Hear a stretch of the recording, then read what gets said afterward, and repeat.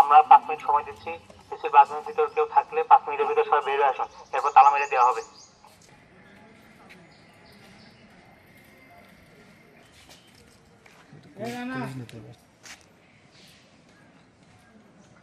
আমরা 5 মিনিট সময় দিচ্ছি। কিছু বাথরুমের ভিতর কেউ থাকলে অতি দ্রুত বের হয়ে আসার অনুরোধ করছি।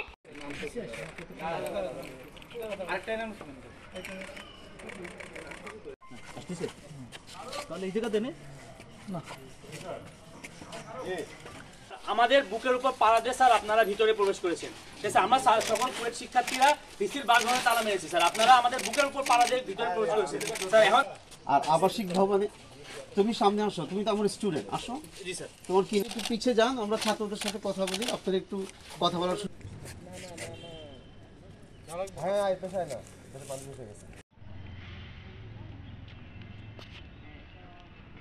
আমরা সবাই কালকে দেখেছি যে ভিতরে মিটিং চলছিল। ভিসি মাসুদকে আমরা সবাই বর্জন করেছি। আমাদের এখন ভিসি বা আমরা এই প্রশাসনের উপর আমরা আস্থা রাখি না, তারা আমাদেরকে নিরাপত্তা প্রদান করতে পারেনি। তো এই প্রশাসনকে আমরা সবাই, এই ভিসিকে আমরা সবাই বর্জন করছি। তো ভিসি বাসভবনে কেউ থাকতে পারবে না।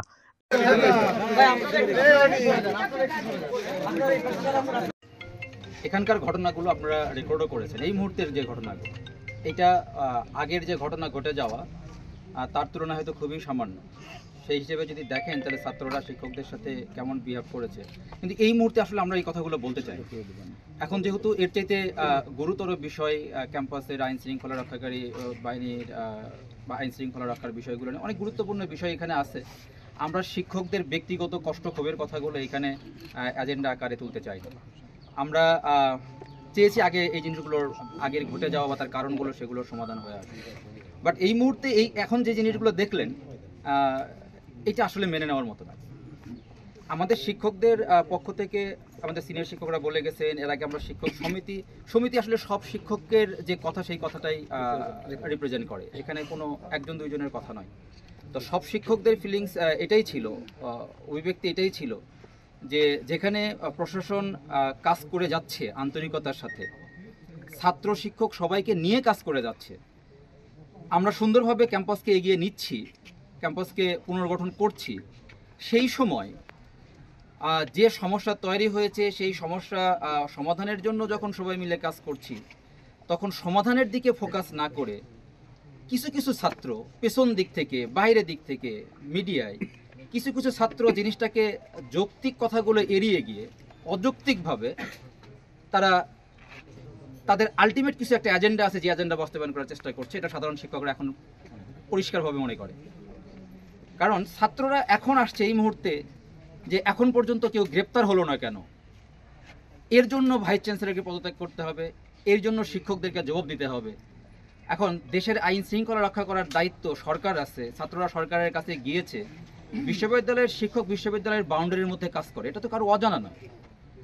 আমরা বাউন্ডারির বাইরে আইন শৃঙ্খলা রক্ষাকারী বাহিনী কাকে গ্রেপ্তার করলো না, আমরা তো চাপ দিচ্ছি, এটা আন্তরিকতার কোনো অভাব নেই। আজকেও এখন বিশ্ববিদ্যালয়ের প্রশাসন এখানে যারা বিভিন্ন প্রশাসনিক দায়িত্বে আছে তাদেরকে ডেকেছেন এই জিনিসগুলোই আপডেট করার জন্য, এবং আমাদের পরবর্তী করণীয় কী বা কোথায় কী হচ্ছে। এবং সেইখানে ভাইস চ্যান্সেলর মহোদয়ের কাছ থেকে পরিষ্কারভাবে আমাদের সিনিয়র শিক্ষকদের ব্যাখ্যা জানতে চেয়েছেন, যেগুলো ছাত্রদের বিভিন্ন কোশ্চেন ছিল। আমরা সেগুলো জানার চেষ্টা করছি, সেই অনুযায়ী পরামর্শ দেওয়ার চেষ্টা করছি। এবং আইন শৃঙ্খলা রক্ষাকারী বাহিনী কেন কাজ করছে না, কেন কাজ করলো না, আমাদের স্কোপ থেকে আমরা সেগুলো বিশ্লেষণ করছি।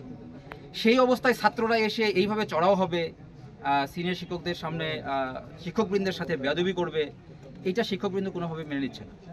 এবং এই জায়গাতেই শিক্ষকদের প্রতিবাদ ছিল, স্পষ্ট প্রতিবাদ ছিল। আমরা এটাকে মুখোমুখি করতে চাইনি যে ছাত্ররা যদি প্রশাসনকে অপরপক্ষে দাঁড় করায়, আমরা সবাই তো কাজ করছি, তো আমাদের সবাই আমরা সেখানে আমরা অভিযুক্ত হয়ে যাই মানে হচ্ছে আমরা কেউই দায়িত্ব পালন করতে পারছি না।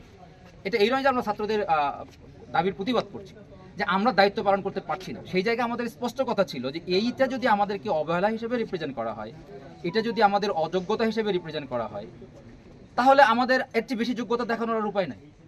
এই আন্তরিকতা, আমরা তো ছাত্রদেরকে নিয়েই কাজ করছিলাম, সেই ছাত্ররা তো আমাদেরকে ফিডব্যাক দিচ্ছে যে স্যার আমাদের মধ্যে অনেক গ্রুপ আছে, আমরা বুঝছি যে অনেক কাজ করছে, কিন্তু আমাদের মধ্যে আমরা সমন্বয় করতে পারছি না। তো অনেক কথা আছে, এগুলো আপনারা খোঁজখবর নেন, আপনারা জানতে পারবেন। এখন আমরা চাই আমাদের ক্যাম্পাসটা কিভাবে স্বাভাবিক অবস্থায় ফিরে আসে।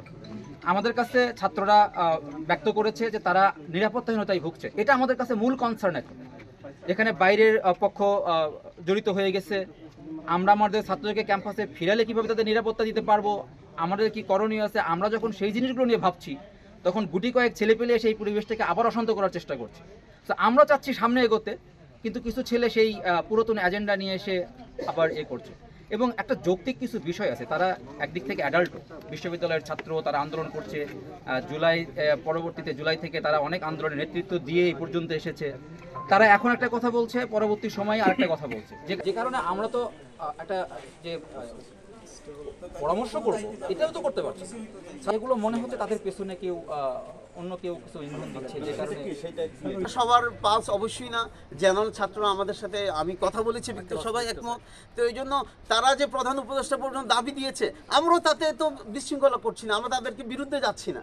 আমরা বলছি সরকার ভাইস চ্যান্সেলর মহোদয় প্রভিসিকে নিয়োগ দিয়েছে, এখন এটার যদি সরকার যদি মনে করে তারা অযোগ্য, সেটার পরিবর্তন তো আমি করতে পারবো না শিক্ষক হিসাবে।